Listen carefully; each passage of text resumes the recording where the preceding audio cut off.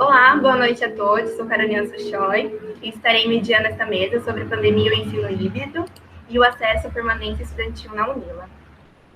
Sejam bem-vindos a mais um dia da Semana de Calouros, organizado pelo curso de Letras, Artes e Mediação Cultural da Universidade da Integração Latino-Americana.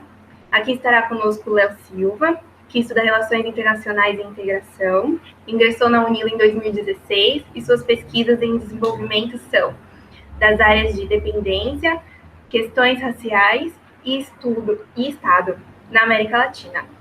Bom, muito obrigada por aceitar o convite, Léo, e agora eu deixo com você.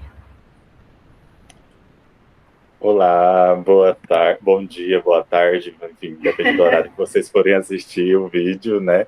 Eu sou Léo, né? Como já foi apresentada pela Carolina, queria primeiramente agradecer ao curso de Letras, Arte e Mediação Cultural, primeiramente por esse espaço, propiciar esse espaço, apesar das dificuldades, né, desse momento, que é muito importante da gente continuar falando, continuar debatendo coisas importantes, ainda que, em certo momento, muitas pessoas acreditem que seja em vão ou acreditem que não é mais pertinente. Eu acho que falar sobre educação, falar sobre políticas sociais, falar sobre o Estado é sempre pertinente, enquanto houver pessoas indignadas ou pessoas, enfim, com necessidade de políticas sociais, a gente precisa estar ressaltando isso em todos os espaços, né?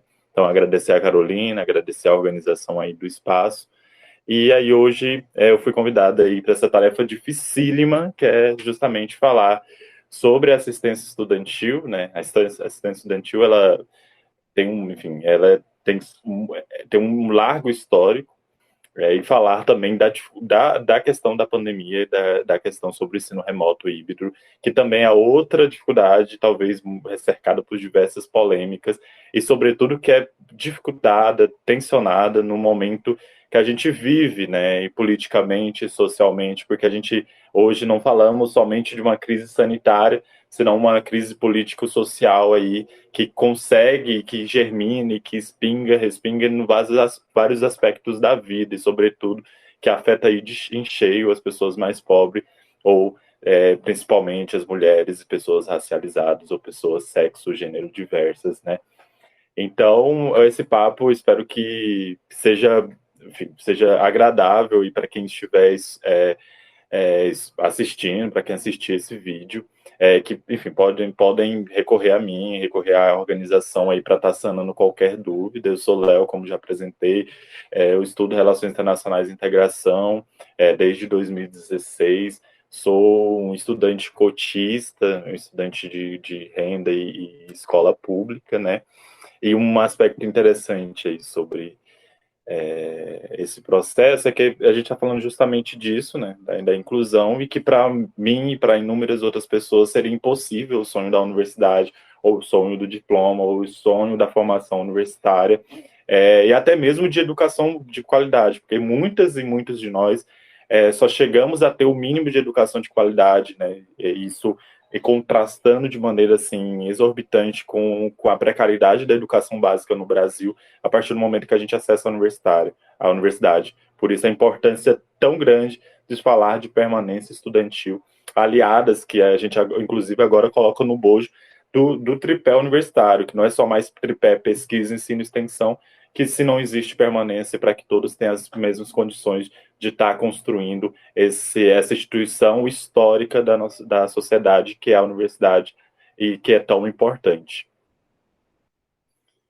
Aí eu não sei se agora a gente começa com as perguntinhas, como é que vai ser a dinâmica, se era isso mesmo.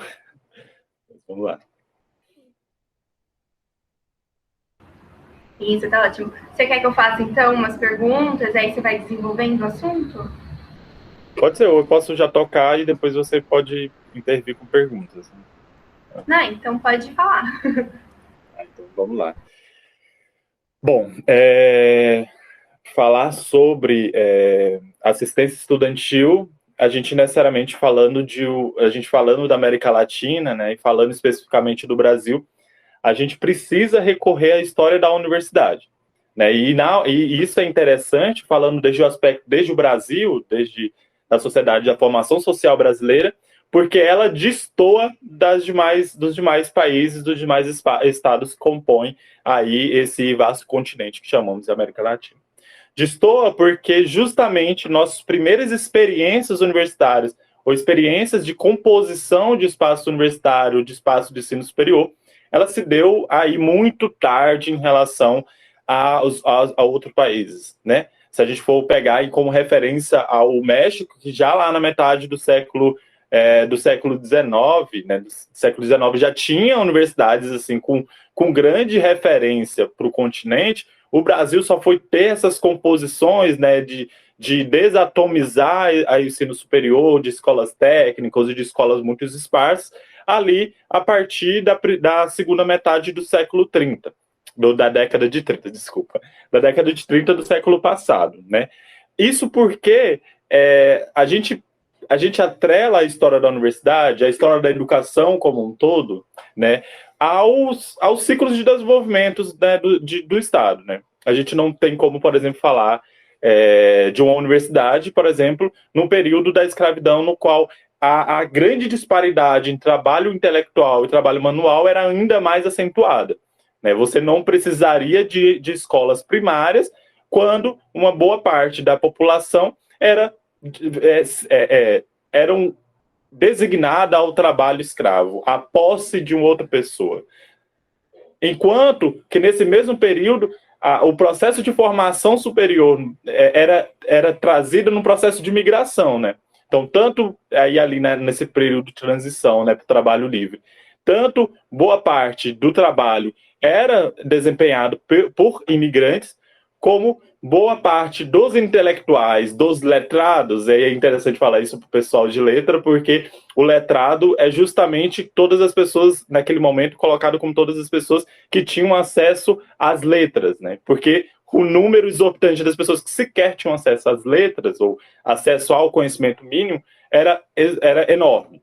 Então, era importado as ideias, então a gente já chegava com importação de pessoas que vinham da Universidade de Coimbra para desempenhar os trabalhos jurídicos, por exemplo, no país, ou qualquer outro trabalho de camada média, né?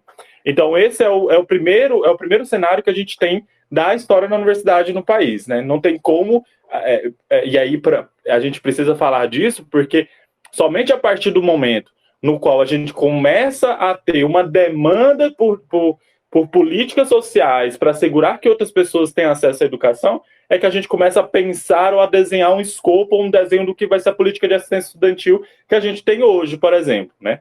E essa história, ela começa justamente no processo que a gente começa a designar ao Estado o dever de cumprir a política de educação, o direito à educação. Só um instante. Desculpa que começaram a me ligar aqui bem na hora, mas é isso. A partir do momento em que há um Estado, e isso começa na primeira Constituição, né, ali no final do século XIX, a primeira Constituição, ela já assegura, né, o direito à educação como um dever do Estado. Aí depois, no final do século XIX, também tem uma mudança no qual exime o Estado do direito à educação, e ali retoma, sobretudo, a partir da Revolução de 30, com Vargas, que volta a ser um dever do Estado.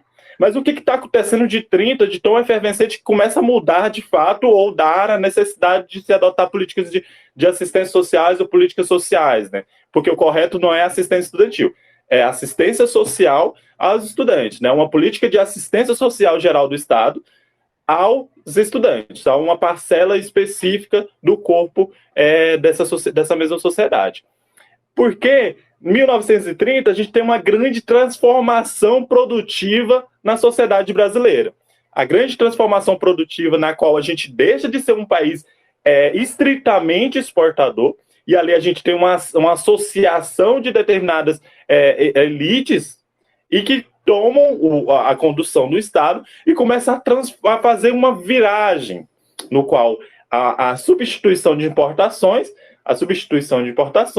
e a gente começa a ter uma demanda por qualificação, né, que logo ali no período de transição para o trabalho livre, como eu mencionei, ele era desempenhado muitas vezes pelas pessoas migrantes, e aí nessa transição a gente começa a ter uma demanda interna por trabalho, por trabalhadores qualificados, né, e portanto aí começa a se incluir uma camada cada vez maior de pessoas dentro das universidades. E ali começa a nascer as escolas, as faculdades de Direito do Brasil, as escolas de Sociologia do Brasil, e essas escolas, essas faculdades, elas são integradas e começam a se criar as primeiras universidades brasileiras.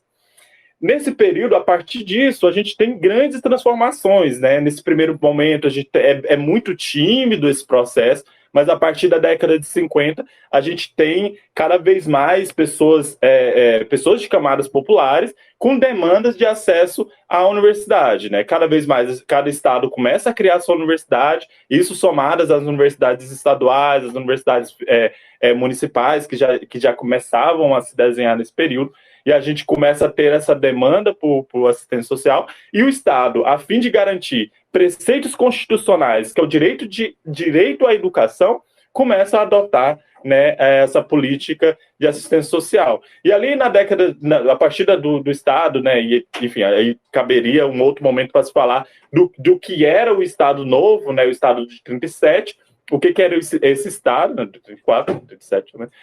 O que era esse Estado, né? Ele tinha vários nuances, ele bebia do fascismo de Mussolini, bebia do justicialismo peronista da Argentina. Então ele tinha um perfil muito específico, que é por isso que coloca o Vargas num grande dilema histórico, né? Quem foi Vargas, né? Ele foi o grande vilão ou ele foi o grande herói da sociedade brasileira? E isso não é fácil de ser respondido, porque as coisas de fato, e a política, a realpolitik, ela não é de fato preto no branco, né? Mas, enfim, isso é só um adendo à questão. Então, isso começa a se desenhar as políticas, a partir daí as políticas de assistência estudantil, né? E aí isso é incluído, já na década de 30, já é criadas as primeiras experiências das leis de diretrizes de base da educação, já é incluída, por exemplo, na década de 70 lá, ademais, o dever do Estado de assegurar a assistência social aos estudantes, para que eles pudessem estar comprando materiais, para que pudessem estar se alimentando. Na década de 30 começa a se criar as primeiras experiências de casos dos estudantes do Brasil, né? Então as experiências ali, elas começam a aflorar, assim, a uma inclusão das camadas populares, mas não só. Por exemplo, muitas casas dos estudantes, é interessante frisar isso, eram colocadas como casas da própria elite, né? Por exemplo, experiência como em Goiás, no qual a casa do estudante foi criada, acho que na década de 60, se não estou enganado, e ela foi criada para os filhos dos fazendeiros, né? Então era a casa no qual os fazendeiros do interior mandavam seus filhos, eles ficavam abrigados ali no alojamento, mas isso é mudado à medida que se começa a conceber qual vai ser a ideia de assistência, o que é assistência social, o que é assistência social estudantil. E é uma grande briga, né? Porque quando a gente consegue na Constituição de 88 assegurar esses direitos a partir de um grande movimento, né? Que dada a importância do movimento estudantil na década anterior, e que inclusive na clandestinidade continuou pregando diversas bandeiras históricas do movimento estudantil, conseguiu culminar isso na própria Constituição de 88. Mas o que a gente estava muito atrasado em relação à concepção da universidade ali no início da década de 30 já, né? Se a gente recordar os processos históricos da América Latina, a gente vê que as grandes bandeiras de democratização da universidade, de deselitização da universidade, ela era constante, sobretudo ali nas grandes reivindicações da reforma de Córdoba, lá da década do ano de 1917, em Córdoba, na Argentina, né? E aí, o que é a grande viragem sobre a política de assistência estudantil no nosso milênio, né? Já para caminhando assim, enfim, fazendo esse arcabouço um pouco mais histórico, só para a gente entender como que isso se dá. a gente tem grandes viragens, sobretudo no processo de interiorização das universidades, um processo de cada vez mais popularização da universidade. Isso tem algumas nuances que a gente precisaria discutir, que é sobretudo se as pessoas populares ingressarem na universidade, necessariamente transforma ela em universidade popular, o que não é tão simples dessa forma, né? Mas a gente tem uma demanda cada vez mais de filhos da classe trabalhadora, não é mais a elite, não é mais, enfim, as camadas médias que estão acessando a universidade, né? A gente tem um número muito grande de pessoas populares na universidade, e isso coloca um grande desafio, que é como assegurar que essas pessoas tenham condições de estudar no par de igualdade que outras pessoas que não teriam, que têm, por exemplo, uma assistência muito grande, uma base familiar muito grande. A gente está falando de pessoas historicamente jogadas na marginalidade e que, por uma aventura ou por uma casualidade, mas sobretudo sob uma política de Estado, de fato conseguiram acessar esse espaço que até então era um espaço destinado a um perfil social, a um perfil econômico. E isso, de fato, demanda assistência estudantil e assistência social estudantil, que perpassa muito mais do que a bolsa auxílio moradia ou auxílio alimentação, né? Não é isso. Isso é uma visão muito estreita do que é política social para os estudantes. Em 2008, a gente tem aí a Constituição, né? 2012 tem a lei de cotas, que é um outro grande marco. A gente, em 2010, tem o decreto, né? E é uma grande perda para os estudantes, né? São essas duas coisas. Primeiramente, a lei de cota, ela tem uma duração de somente 10 anos. Ela pode ser ou não ser renovada. 2022 completa os 10 anos da política de cotas nas universidades. E a gente vai ter como presidente o presidente que nega o racismo no Brasil, né? Que vai ser um grande debate que a gente vai ter que fazer e levar para a sociedade se a gente precisa ou não da atualização dessa lei. O que, ao meu ver, e acredito que ao ver do movimento negro, sobretudo, é uma lei ainda extremamente necessária, porque a gente não conseguiu romper com o elitismo, embora nós tenhamos dado uma viragem. Isso em termos numéricos já mostra que a classe E já se tornou um corpo muito grande dentro das universidades, mas ainda há uma necessidade muito grande de manter-se políticas de cota para assegurar o ingresso de pessoas negras e de pessoas pobres às universidades, né? Ao mesmo tempo que nós temos o decreto, né? E aí isso é o que eu estou colocando como grande jogo, que é o decreto do Plano Nacional de Assistência Estudantil, né? Que é um decreto que ele é do ano de 2010, é um decreto que é 19 de julho, ele é o decreto 7.234, que a fragilidade dele está posta, porque ele é um decreto. Decreto, ele é uma ação do executivo que não necessariamente se converte em lei do Estado. O presidente foi lá, ele decretou uma determinada política social que começa a vigorar no Estado. Não necessariamente passando por uma aprovação ou por outros dispositivos dispostos aí no sistema político brasileiro, e pode ser derrubado a qualquer momento. E aí a gente tem uma grande fragilidade que aconteceu, sobretudo, através do golpe de 2016, e a gente precisa colocar o nome aos bois, né, que é, por exemplo, o grande asfixiamento que a gente tem tido nas políticas de educação, nas políticas de saúde, né? Há uma estimativa de perda de bilhões já na saúde, e a gente sente isso, sobretudo, nesse período de pandemia, mas a gente também tem uma perda, assim, em termos de bilhões também dentro da educação, sobretudo através da aprovação da PEC, naquele momento chamada de PEC da morte, que era a PEC 246, ou a PEC 255, quando passou para o Senado, e que se converteu hoje na emenda constitucional 95, que deve ser uma das grandes bandeiras para aqueles que querem assegurar, de fato, uma política popular nas universidades, mas uma política popular em diversos âmbitos de políticas sociais no Brasil. Devemos encampar as bandeiras pela revogação da emenda constitucional 95 porque ela está estrangulando, e vai estrangular por ainda, se ela continuar em vigor, por mais aí 17, 18 anos, os investimentos sociais. E aí, na UNILA, falando especificamente, né, da política social estudantil na UNILA, na experiência do Brasil, a gente tem diversos modelos do que é a política estudantil.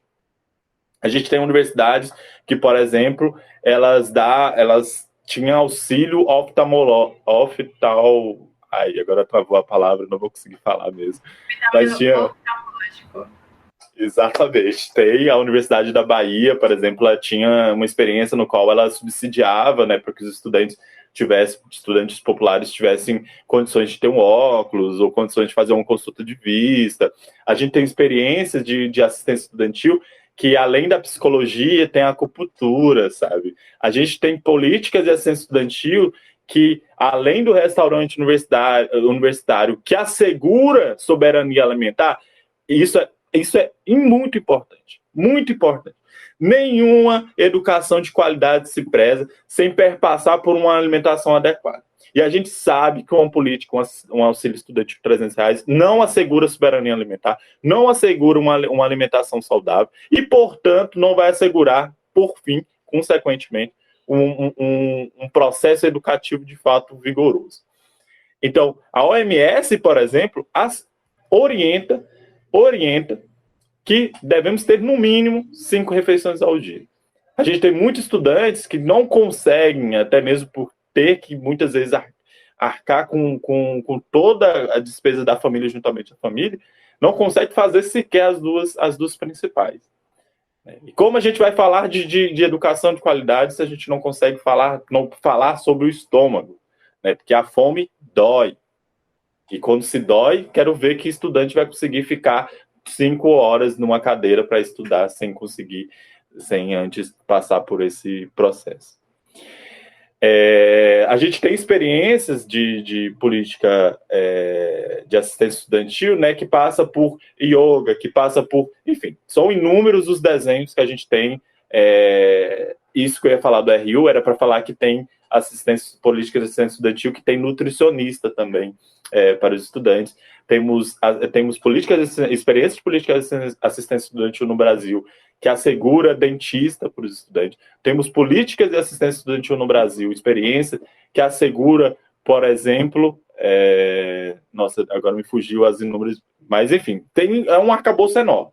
Nós, da UNILA, hoje, tínhamos o plano de termos, no nosso plano original de universidade, aquele plano lá do grande elefante branco na sala, do Oscar Niemeyer, tinha um restaurante universitário desenhado para que tivéssemos ele, se tivesse sido concluída a obra, mas hoje sequer passa na gestão a ideia ou a possibilidade de se ter um restaurante universitário, né, nos deixando aí à mercê, né, dos R$300 de auxílio estudantil.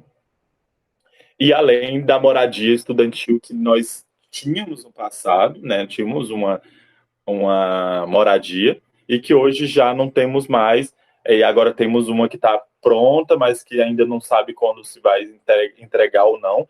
E é existe um movimento nacional que é chamado Movimento de Casas Estudantes, né, que uma das grandes bandeiras deles é, sobretudo, que não se adote políticas de auxílio estudantil para moradia e que sim se invistam em moradia estudantil, porque sobretudo por esses nuances que a gente está vendo nesse momento, né? Que até hoje temos estudantes que não receberam auxílio estudantil, né? Que não receberam ainda as 2 parcelas do auxílio estudantil, receberam R$300 no momento no qual a carne está custando o quilo R$40 beirando, né? E que poderíamos estar passando muito menos perrengue, pelo menos os que ficaram, se nós tivéssemos, por exemplo, um restaurante universitário, ou alguns que tivessem um teto para estar na universidade. E isso a gente entra, isso já é um insight aí para a gente começar a pensar o que é a política de ensino remoto para a maioria das pessoas, né? No momento que a gente está vivendo, se a gente não conseguir falar de maneira consistente e de maneira verdadeira sobre a farsa que é a política de assistência estudantil dentro da UNILA. né? Embora muitos esforços de que seja de fato boa, da gente construir uma política vigorosa, mas a gente perdeu o time da história, não conseguimos construir estruturas de política de assistência estudantil. Né, a gente tem experiência, por exemplo, no qual o restaurante universitário, no final do ano, eles entregam os alimentos do restaurante para os estudantes fazerem a ceia. Acho que por hora, para esse primeiro tema, acho que eu dou um basta e aí eu aguardo as perguntas e a gente vai conversando. Talvez tenha me escapado algumas coisas e eu peço desculpa e a gente vai dialogando aqui para ver onde a gente vai chegar. Mas acho que a gente já está aí no meio caminho para começar a falar de ensino remoto aí, que acho que muito pano para manga. Uau! Saber sobre a nossa história e saber sobre os nossos direitos é poder, né? Foi muito bom a sua fala.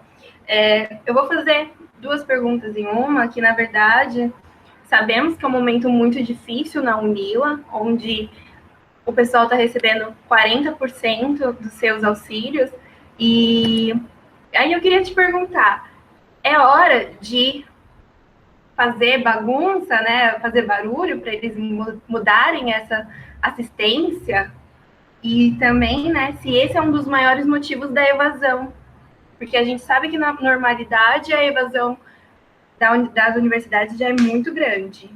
E agora, em época de pandemia, deve estar bem maior, né? É complicado, né? Porque o início dessa conversa é justamente esse, né? A gente estabeleceu um auxílio estudantil de R$300, isso lá no início da Unila. R$300 lá era uma coisa totalmente diferente do que é R$300 hoje.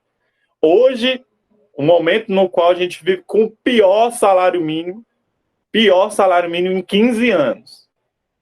Né, no qual a gente tem aí um aumento percentual de alimentação que beira os 10% em muitos estados, né?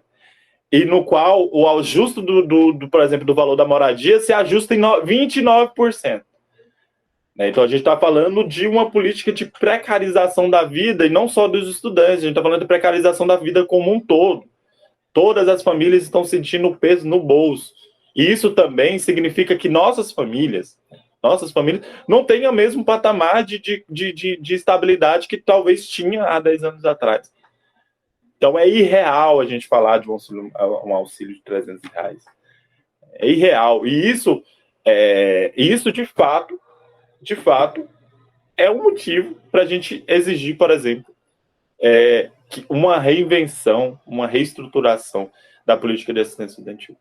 No entanto, eu acho que a gente não pode ser ingênuo e achar que a gente vai conseguir fazer isso aqui, né? Esse é o grande dilema, e é por isso que eu falei logo no meu processo ali de construção da emenda constitucional 95, porque sem revogar a emenda constitucional 95, sem reverter os cortes, sem reverter uma política de Estado que beneficia os grandes bancos e acentua o peso da crise nas pessoas, a gente não consegue fazer muita coisa.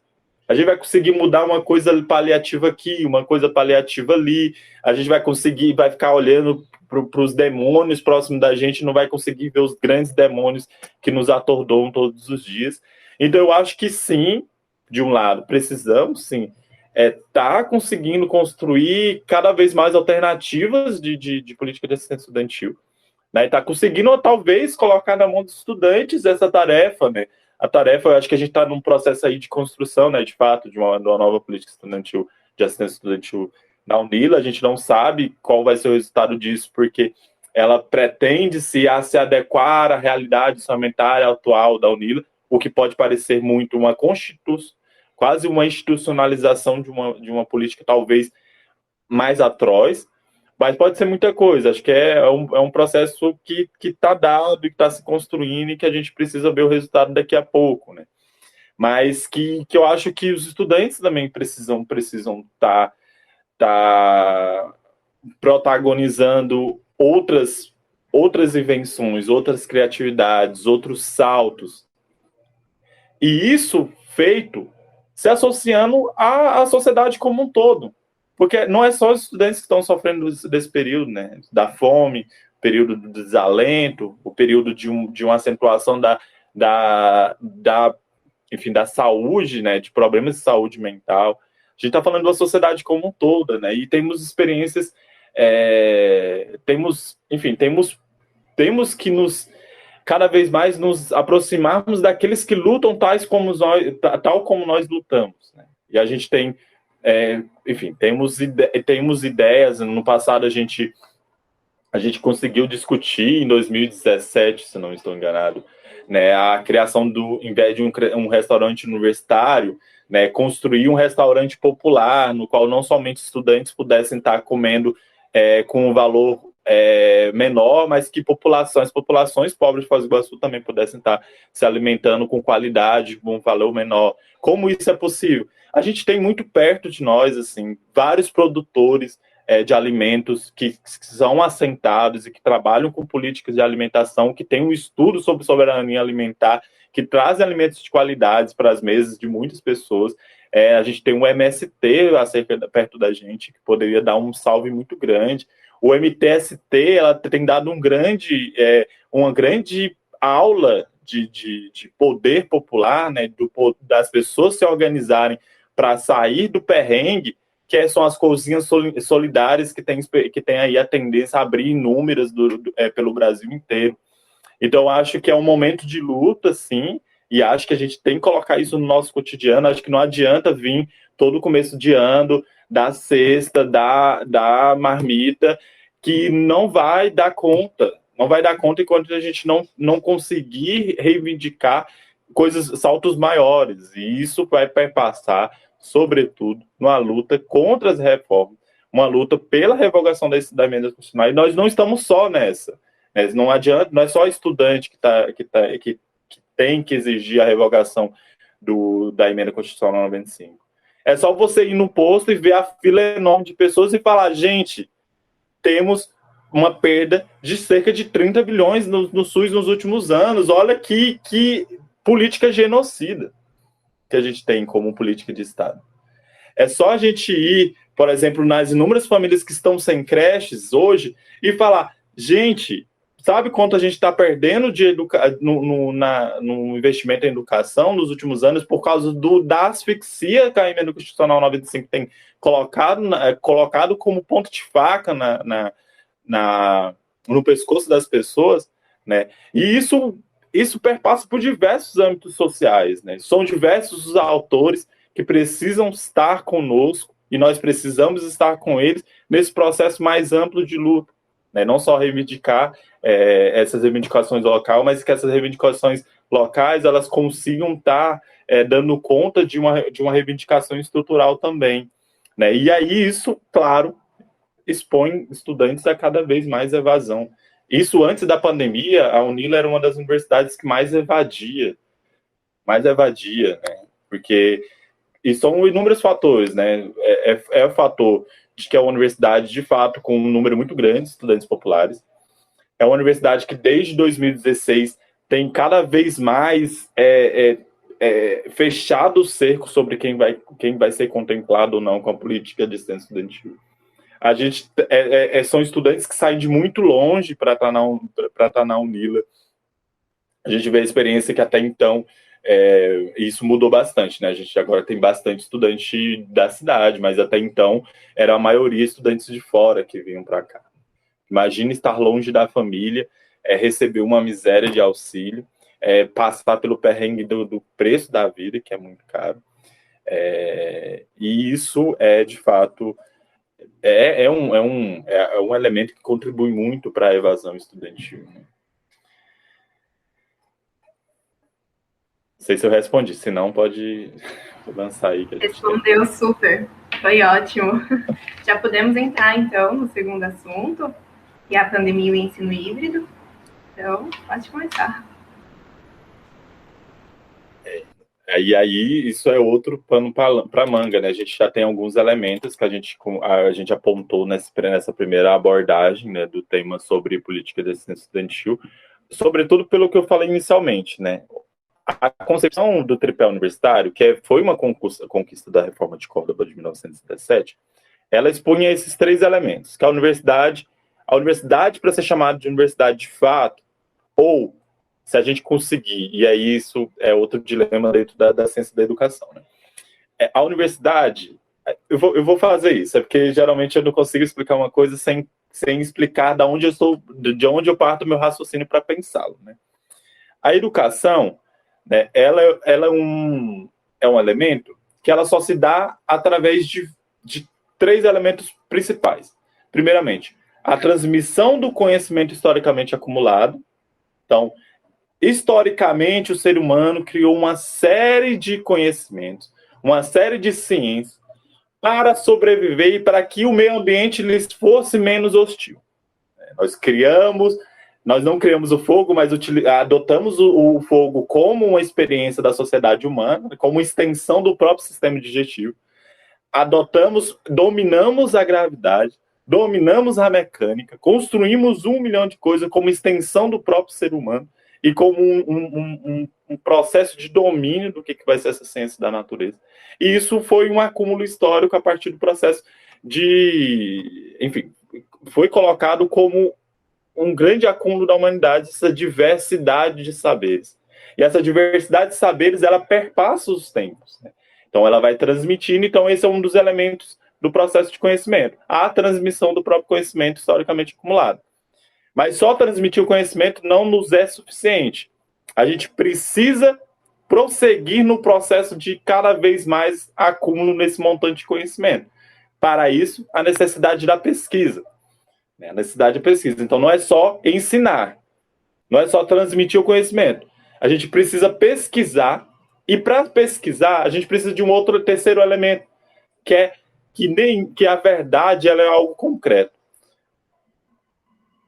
E que a prática é um critério da verdade. A verdade só é verdade quando ela é uma verdade de fato concreta na realidade concreta.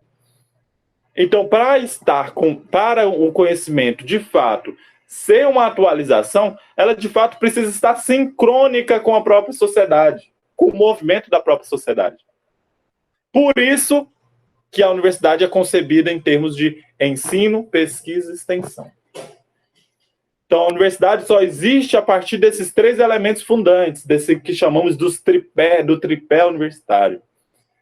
Que, no entanto, infelizmente, ela é colocada como um elemento que são indissociáveis, porque na realidade, eles estão separados. A gente coloca o ensino numa caixinha ali, coloca a pesquisa numa caixinha ali, coloca a extensão numa caixinha ali, e não coloca que transmitir um processo histórico da construção de uma casa é, ao mesmo tempo, a realidade da casa para uma nova realidade atual, ou seja, quais são as condicionantes sociais ali daquela casa que eu estou construindo a partir de um acúmulo histórico anterior sobre o processo de construção da casa, mas também para quem que serve essa casa, né? E quais são as necessidades sociais, políticas dessa casa. Então, o ensino e a pesquisa e extensão elas deveriam ser elementos imbricados, não deveria ter uma separação para depois a gente dizer que são indissociáveis. E isso é um ponto de partida para pensar isso. Isso foi um pequeno parêntese para falar sobre ensino remoto, porque justamente a gente vê uma política, um momento catastrófico, né, que nos foram postos, e que nesses últimos anos a gente viu que somente esses 3 elementos eram insuficientes para pensar a universidade, e que a gente precisava pensar da política de assistência estudantil. E se a gente está partindo do pressuposto que a nossa política é insuficiente e que é necessário pesquisa, ensino e extensão, então a gente já aponta para uma grande dificuldade para o ensino remoto. Primeiramente, porque a gente não consegue assegurar acesso a todas as pessoas. Segundo, porque a gente vive com a morte no nosso lado todos os dias, e isso significa pioramento das condições de saúde das pessoas.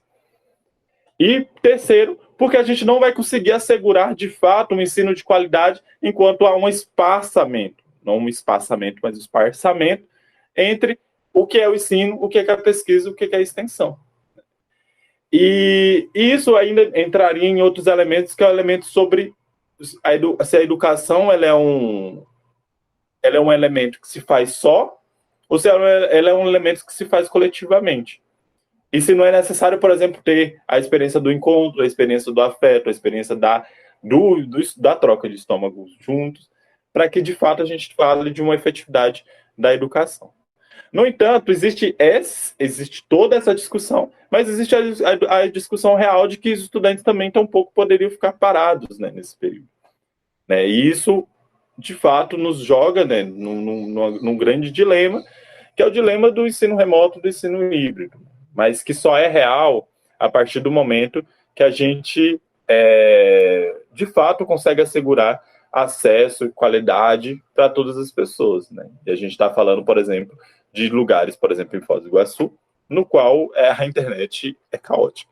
A gente está falando de estudantes que voltaram para casa, eu falo da minha experiência, eu não voltei para casa, mas se tivesse voltado, que na minha cidade sequer consegue ter uma internet com mais de 5 megas. Assim. É uma cidade de cerca de 10 mil habitantes, que não tem infraestrutura de internet, sequer internet de qualidade móvel. E, enfim, esse é o dilema que a gente propôs. E quem não voltou teve que tentar se virar de uma maneira que, sem os auxílios, né? Imagine as pessoas que estão nesse momento tendo que prosseguir com o semestre obrigatório, e aí essa é a grande questão, né? A gente não conseguiu construir, a gente no princípio iniciou com um desenho que era mais ou menos satisfatório, no qual não era obrigatório, no qual não havia reprovação, no qual a assistência ela não tinha enfim, era um pouco mais maleável para um modelo nesse semestre que a gente retoma com obrigatoriedade, com presença, com exigência, seguindo uma vida normal, como de fato a gente estivesse vivendo um período normal de nossas vidas. Né?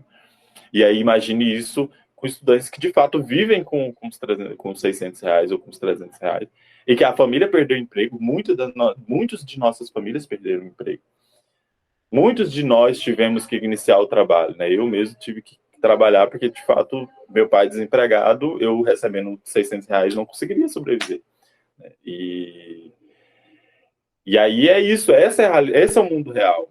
Esse é o mundo real, não é o mundo ideal no qual a gente vai ter algumas pessoas que vão conseguir seguir, de fato, com os estudos e outras pessoas que vão, enfim, vão viver de acordo com que as coisas estão dadas, né? Tiveram que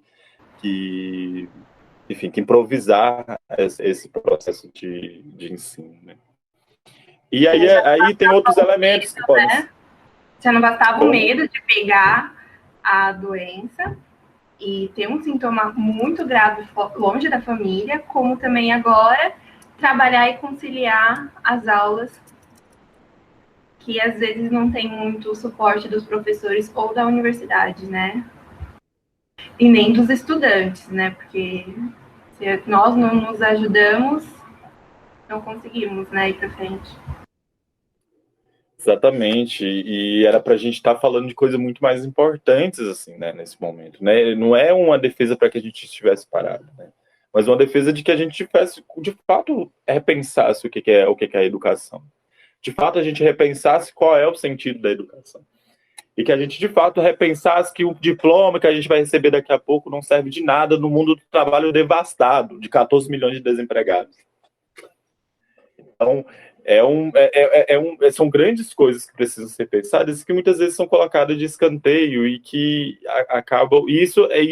Eu acho que a gente mudou bastante esse posicionamento, porque eu tinha, por exemplo, no início, de uma grande... Eu era totalmente contra, e sou o modelo de ensino remoto, e a gente vai verificando que, de fato, existe uma necessidade para que a gente não estivesse parado, que a gente estivesse ocupado, que a gente estivesse... Mas que a gente pudesse estar aproveitando esse momento para estar tocando em temas importantes da sociedade, né? Que a gente não tivesse fingindo que estamos aprendendo e os professores fingindo que estão dando aula, né? Enfim, que é um problema que a gente vai ter. E aí a gente tem esse dilema, né, dos estados que querem o retorno das aulas presenciais, por exemplo, e que, inclusive, estados que adotaram viram um grande aumento no número de casos, né? A gente teve em Foz do Iguaçu a volta das instituições particulares de ensino. Inclusive, saiu uma matéria essa semana passada que pode ter uma relação com o aumento de casos que nós tivemos nos últimos dias, né? Que a gente já segue aí vários dias de UTI 100% ocupadas, né? E a gente é isso, a gente está seguindo com quase 300 mil mortos, né? Com pessoas muito próximas a nós morrendo, e a gente seguindo num processo assim super mecânico, super mercadológico de universidade, de ensino, e que não consegue parar um instante, né? Porque é uma máquina de produção de mão de obra de pessoas que não sequer conseguem, de pessoas que não vão compreender a grande estrutura da produção, né? Não vão ter em mãos a produção, não vão escolher o sentido da produção, não vão conseguir orientar a produção para as grandes necessidades nacionais, mas que vamos estar no mundo do trabalho do setor de serviço super precarizado, cada vez mais contra reformas, cada vez precarizam ainda mais vidas, com cada vez menos investimento social, com um processo de terceirização à roda e à direita, com a flexibilização do trabalho, muitos trabalhando quase de graças, outros podendo ser demitidos a qualquer momento, com a carteira verde e amarela agora que está surgindo, tendo que trabalhar a vida inteira para conseguir ter um mínimo de aposentadoria. Então, esse é o mundo do trabalho que a gente vai se deparar daqui a pouco, né? A gente cada vez mais se prometeu muitas coisas com as reformas e cada vez mais tem se piorado o mundo do trabalho, cada vez mais tem se piorado a renda do povo trabalhador, cada vez mais tem se precarizado a vida. E a gente continua seguindo a vida normalmente, como se tudo fizesse todo o sentido do mundo.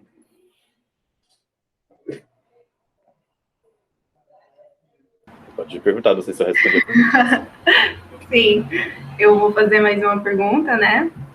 É bem óbvio quem é afetado, né, com essa pandemia aí, e uma das consequências também é a evasão, mas eu queria que você falasse mais sobre quais são as consequências do sistema híbrido, né?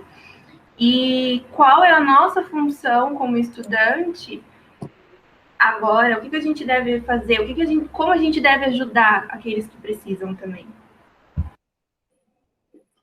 Então, o sistema híbrido ele começou a ser pensado, né, e de fato ia ser viabilizado esse semestre, imaginando nós que iríamos estar num momento melhor do que estivemos ano passado, e risos, né, estamos em um momento pior do que estávamos no início da pandemia, né, acreditava-se que seria possível.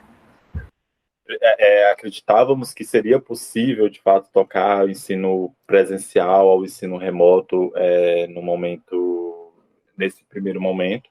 E aí se adotou a possibilidade que em alguns casos, pudessem estar utilizando a universidade para tocar os estudos, né? Tocar os estudos, que seria essa hibridização de parcialmente remoto, parcialmente presencial em alguns poucos casos, né?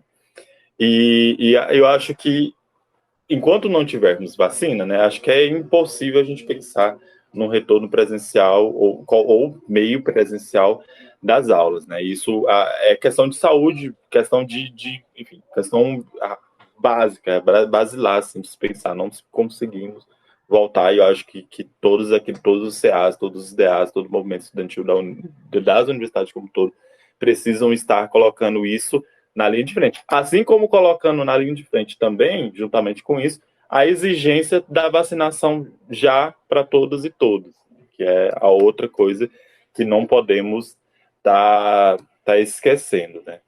Então, o efeito direto, acho que nesse momento do ensino híbrido seria aumento de casos, colocar muitas dos nossos estudantes em um perigo eminente, né? Assim como a gente vai ter um processo no qual vai acentuar de fato uma disparidade, porque a gente, de fato, como eu falei, a Unila ela tem uma característica de ter, por exemplo, estudantes de diversos locais, de diversos momentos. Então a gente vai ter os estudantes que vão ter a possibilidade de estar tendo esse encontro presencial, né? Espero que não chegamos a sequer cogitar isso enquanto não tivermos uma imunização minimamente sensata, né, na nossa cidade ou enfim, no país como um todo.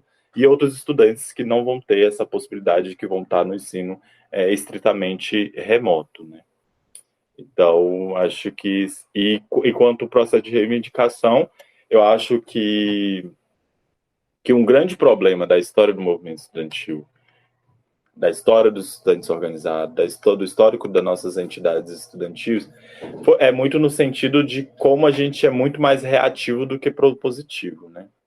A gente reage nas conjunturas, a gente se reúne nas conjunturas delicadas, e a gente não consegue, muitas vezes, fazer grandes reivindicações e levar isso adiante, né? Isso se antepor aos problemas que estão postos, se antepor aos problemas e conseguir ser propositivo.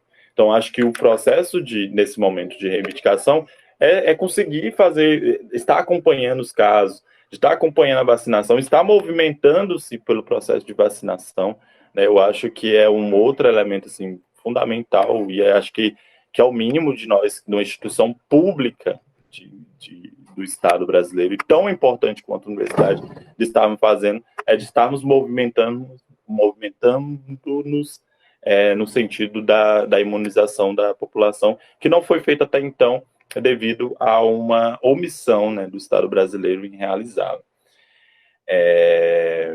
Mas basicamente é isso. Acho que precisa de um processo de acompanhamento cada vez mais de perto, de conseguir construir uma grande agenda uma agenda de reivindicações dos estudantes, né? E aí isso colocar não somente como reivindicação, mas como proposições também. Quais são as alternativas que a gente consegue pensar, por exemplo, para o restaurante universitário, para a moradia, para a assistência estudantil como um todo, porque não tem como seguir, né, no ensino remoto, ensino híbrido, enquanto uma grande maioria de nós não temos condições, né, de estar seguindo sem a mínima estrutura para tal.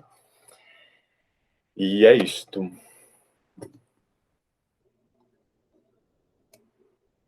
Bom, muito obrigada. A gente já está indo para o final. Eu só queria te agradecer novamente por essa conversa, foi ótima. Falar que, né, a gente precisa ocupar esses espaços. Juntos nós somos fortes, que protesto só batendo panela também não faz efeito. E é isso. Eu acho que é importante a nossa crítica e as nossas visões para a gente melhorar e crescer juntos. E eu dou a palavra para você se despedir e, de novo, muito obrigada. Obrigado e vocês pelo convite. Eu vou recitar um poema que eu gosto bastante antes de finalizar. É um poema do Brecht.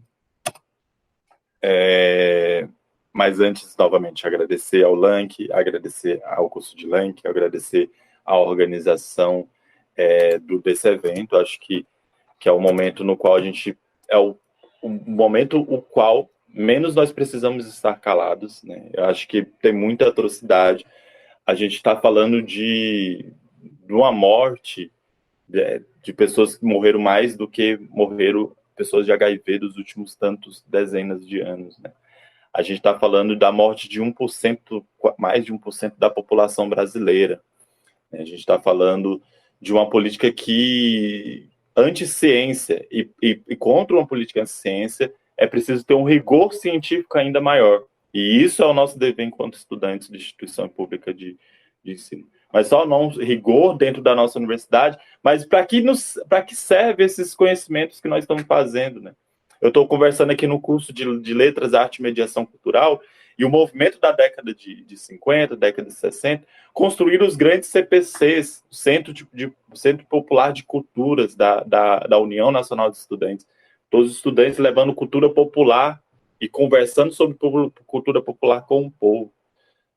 E eu acho que esse é um espaço que a gente precisa reivindicar nesse momento, né? Falar que a assistência estudantil é necessária é falar também sobre o número de pessoas que não tiveram acesso à universidade, né? De que nós somos cerca de 17% e que 80% das pessoas não têm sequer acesso à educação que a gente tem nas instituições públicas de ensino. Nós somos uma areia no grão do universo do ensino superior, que a maioria estão largadas ao regime mercadológico da educação, e ainda mais, né, a gente esses conjunto de pessoas de instituições públicas e privadas são um número ínfimo da população jovem de acesso à universidade. Então, é momento de continuar reivindicando, né? Continuar, porque não chegamos no estado, não chegamos no estado satisfatório para o conjunto das pessoas da população, da maioria da população brasileira. Então, é possível e necessário continuar reivindicando, mas não só reivindicando, mas propondo aí modelos, possibilidade de mudanças reais para a nossa universidade, alinhada a uma mudança real da nossa sociedade.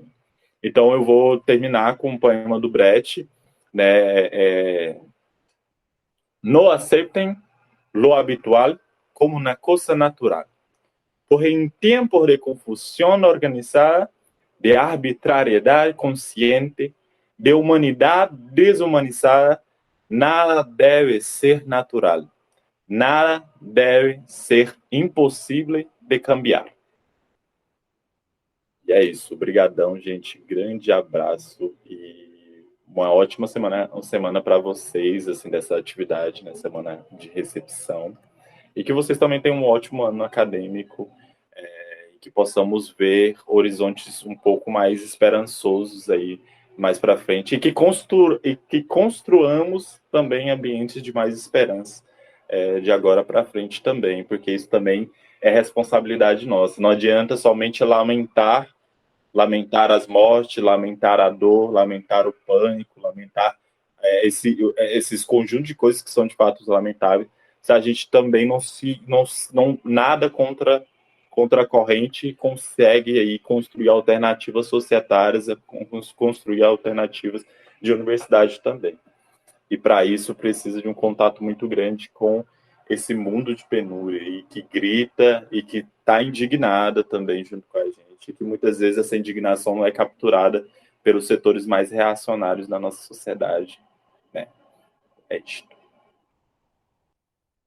É isso, gente. Muito obrigada por ter assistido. Continuem, né, nas suas casas, continuem se cuidando, usando álcool em gel e máscara, tá bom? E é isso. Obrigada. Tchau. É isso.